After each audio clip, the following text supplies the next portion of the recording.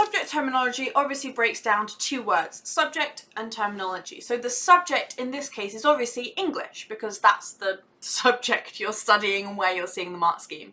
So subject terminology will mean something different in science or maths or geography to what it means in English.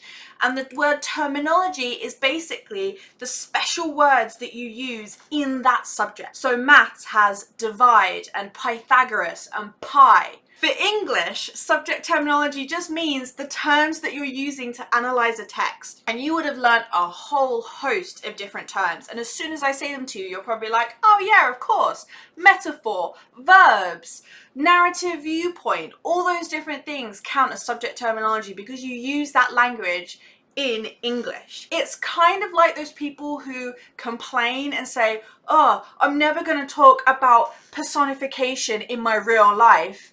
And it's like, yeah, mate, that's because it's subject terminology. You're only supposed to really talk about it in English. That was the whole point of that term. There are three main types of subject terminology in English, and it's really important to be aware of these for reasons I'll explain in a moment. But the three types are language, structure, and form. Now, the reason it's important to understand the distinction between them is not every question you're dealing with in your English exam is testing you on all three of those. Sometimes it might be just a question on language. For example, I'm thinking of like AQA, paper 1, question 2, you're just analysing language. Sometimes it might just be a question on structure.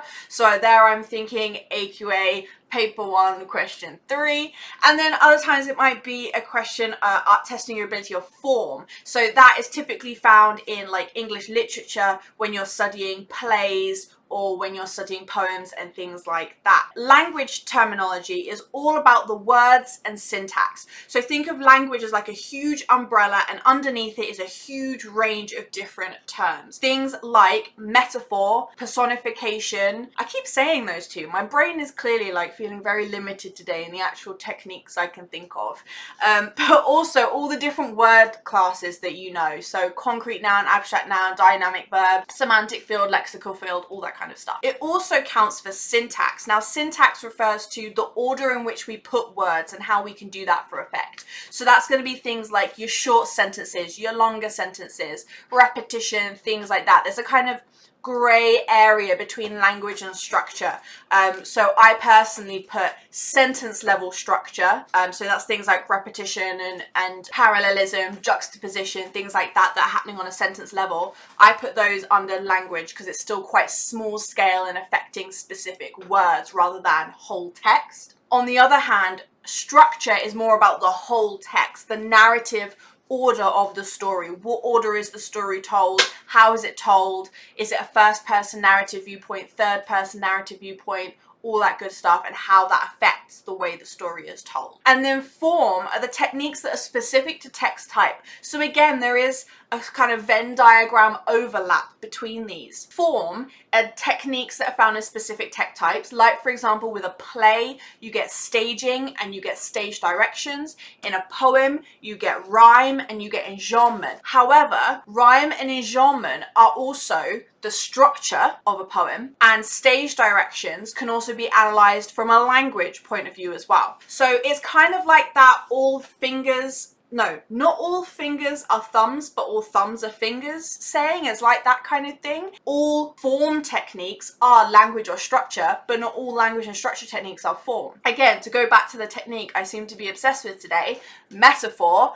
A metaphor can be found in a novel, in a play, in a poem, whatever. On the other hand, stage directions are exclusive to plays. It's that kind of distinction there between it's found in that text type exclusively. Now that we understand what subject terminology is, we need to understand what we need to know about it in order to do well in our English GCSEs. And this advice applies across exam boards, across English language and English literature, and across all of the different types of questions that you can be asked in the exam. The first thing you need to know, and this is going to be specific per question, is what type of subject terminology do you need to cover? And I've already mentioned that before. So is this a language only only question? Is this a structure only question? Or am I expected to know language and structure and form? This is a really important distinction because, for example, in the Edexcel GCSE, they specify language, structure and form. And not only that,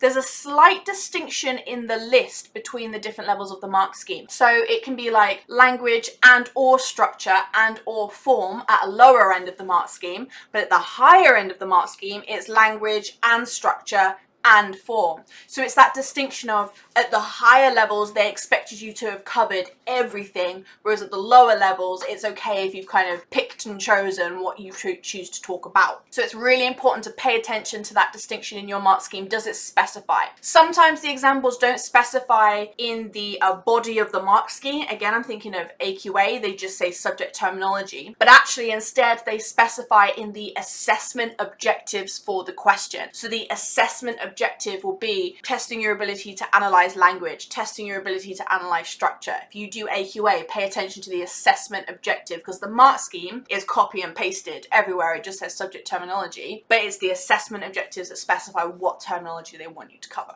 The second thing you need to know is how to accurately identify and analyze the terminology. This in the mark scheme is the other thing that makes the big difference. If you call something personification when it's actually a metaphor, if you call something a verb when it's actually an adjective, those kinds of mistakes can cost you a little bit. What costs you more is not analyzing that terminology, which links heavily to my third thing that you need to know, and that is to never feature spot. Examples have been very, very explicit about how much they hate feature spotting. And essentially, if you're not familiar with what that is, it's what it sounds like. This is an adjective. This is a metaphor. This is personification. This is a tricolon. This is a rhetorical question. And that's all you do. You just identify the techniques. You never actually break down what effect those techniques are creating. You never explain how they link to the question, what effect they have on the reader, none of that. You don't do anything. You just identify them. Another classic mistake is mismatching the technique you've identified with the analysis that you do. A classic one I see all the time is students will identify a technique, let's say like alliteration, but then what they actually analyze is the connotations of the adjective. They're not analyzing the fact that each word starts with the same letter. They're analyzing the meaning of the words themselves. So that mismatch where you've identified this, but actually you've analyzed that. A really important thing to keep in mind about subject terminology is that it is not the most important part of a mark scheme for any of the exam boards. By far the most important thing is the analysis itself. If you can analyze a technique but you can't name it, that's okay. If you can name a technique but you can't analyze it, that's not okay. So put more focus and priority into the actual analysis itself rather than just being able to name a bunch of fancy techniques.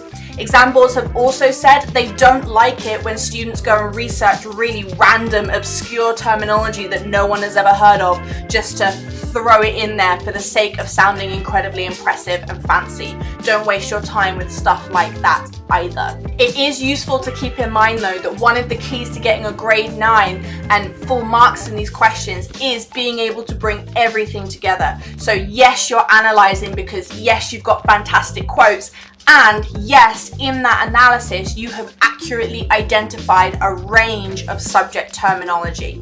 So even though subject terminology isn't the most important, for those of you going for those grade 9s and the full marks wherever you can, it absolutely has an important part to play.